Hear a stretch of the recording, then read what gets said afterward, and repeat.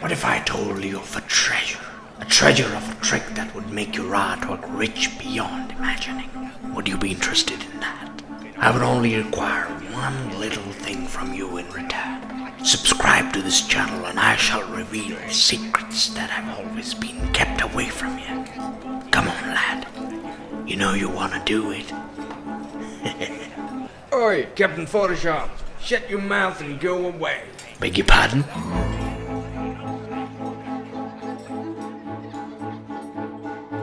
What's the quickest way to add some nice details to your artwork? The quickest answer would be textures. Yes, that is true, but this answer isn't enough for you, is it? Which is why I am going to create a whole artwork with a pirate ship and some rocks, water, and nice scenery. And all along the way, I am going to show you how you can add quick details to a bland and boring artwork. I started off with a 3D model of a ship.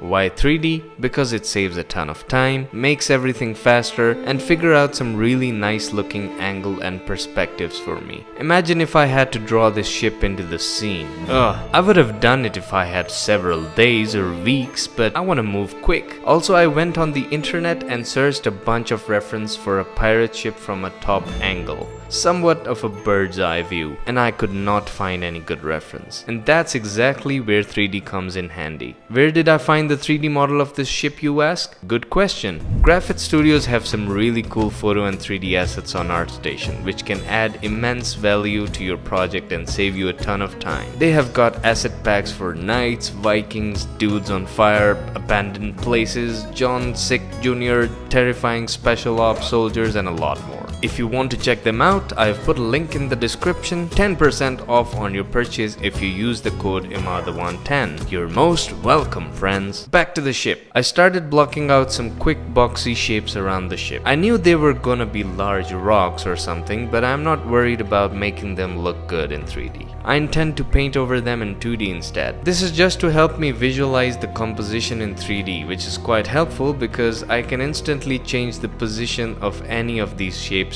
whenever I like. Also, I'm sure you noticed, but I did a lot of copying, pasting, and then transforming these boxes to come up with some variations. I think I'm happy with a high angle, and that's where I placed my camera. I also adjusted some basic colors for everything in the scene, so some greens for the water and browns for the rock looking like blocks. I also keep on changing the positions of the rocks until I find a composition that works best not only with the angle but also with the lighting. The last thing that I did before taking the render into Photoshop was to make the water look a bit more reflective and make the top part of the ship all white. After which the render is ready to take to Photoshop. Now the next part begins. Now is the part where I search for a lot of images which can be helpful for my artwork. And this is exactly the part where you'll see how instant details can be added to your artworks using photo textures. So I got another one of these amazing photo packs including pictures of tropical islands and water and stuff like that. Again, I have put a link in the description for you. So right now, the water is just one reflective plane with no detail. But if I put a photo on top of it, make sure it fits with the perspective of the artwork and then play around with some blending modes, that gives me some really interesting results. For this one, setting it on divide really added some great textures on the water.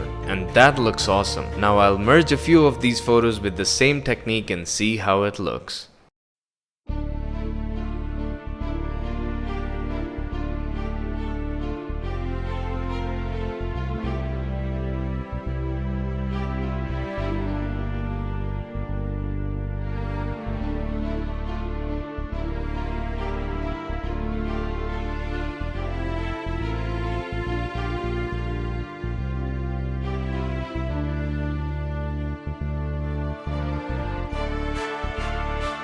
After that, I moved on to the rocks. I already have the 3D shapes in the form of blocks, so I'm just gonna color pick and paint over them, create some sort of forms. I'm making sure to add some lights and darks to make it all more interesting. Once I get the forms down, I can maybe add some photo textures on the rocks as well. It's great to use some texture brushes for painting these, because they would naturally give the surface some grain and some extra visual detail, which is always nice.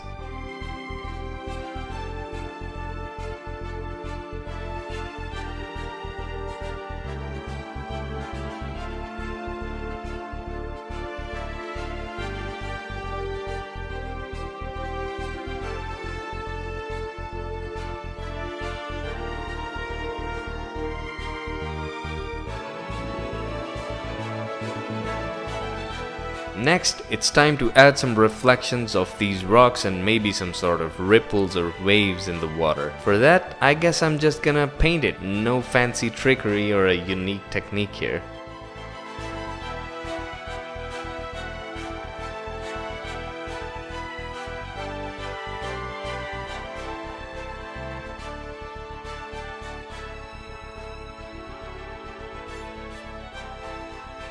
The rocks could also use some photo textures, so I cut out a texture from a picture, placed it over the rock, set the perspective and created a layer mask. Then I used the paint bucket tool to put a black color over the layer mask. That makes the texture invisible, but once you paint over the mask with a white color, it brings up all the juicy detail and texture. I've also explained this cool little trick in more detail in another video, so make sure to check that out as well. This really helps add quick details to your shapes, and it works great with landscapes.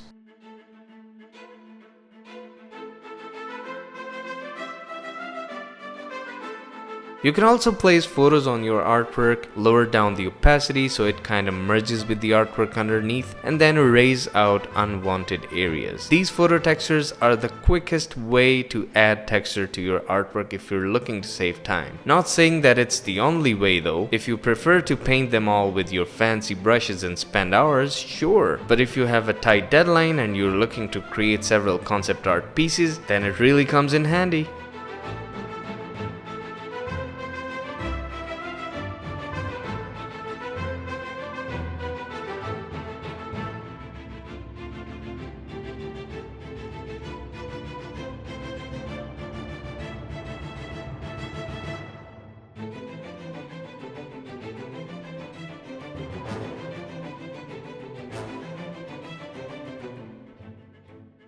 For the reflection of the rock, I'm using a texture brush and painting in long vertical strokes from the top to the bottom, in a way that the stroke kinda tapers off at the bottom edge. This technique of painting reflections came from the oil painting, because when you're painting with oils on a canvas, that is how you paint reflections. Well, at least that's a method that I know. It's fascinating how sometimes traditional painting techniques make their way into your digital art workflow. Then I went on to add some more details on the ship. Now it's very important to control detail on your piece. I know that the ship is going to be seen from quite a distance and we might not be able to notice too much detail on it anyway, so why spend time painting and coloring its ropes carefully? Instead, I used just a few brush strokes to add quick color, some occlusion shadows and a bit of grunge to add a sense of detail, and that worked great. After that, I also painted the reflections in the same way that I explained earlier, and lastly some waves around the ship to register what direction it is moving towards. Beyond this point, I'm just going to add some detail, fix the stuff here and there, and make sure everything fits together in the scene really well. So sit back, relax, and enjoy the rest of the process.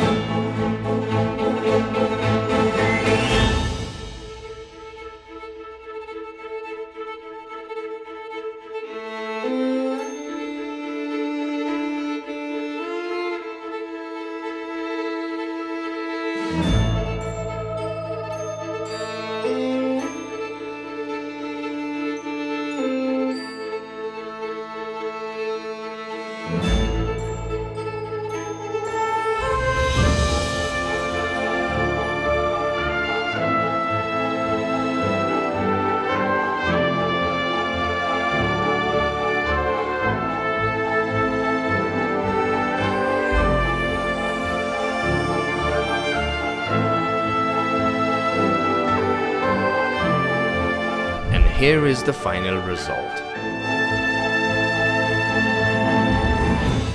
Hello once again, it's Captain of the Photo Bashing Seas. Now you have the treasure, there is debt to be paid. Subscribe to this channel, click on the notification bell so you don't miss any future videos. I'll see you again. Until then, farewell.